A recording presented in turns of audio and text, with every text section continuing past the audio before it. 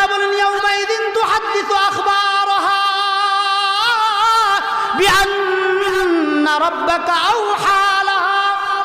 আল্লাহ বলেন বান্দা তোমার জন্য কিয়ামতের দিন আমার কাছে 2 নাম্বার সাক্ষী।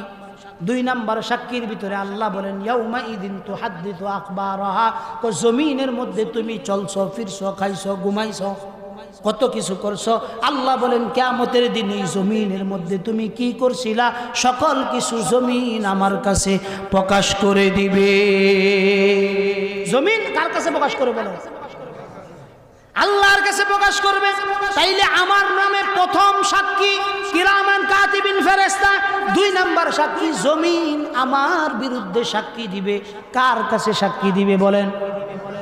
আল্লাহ বলেন বান্দা তোমার জবান দিয়া যেই কথাগুলো বলো, তোমার বলতে দেরি হয়, এই কথাগুলো কাউন হইতে দেরি হয় না।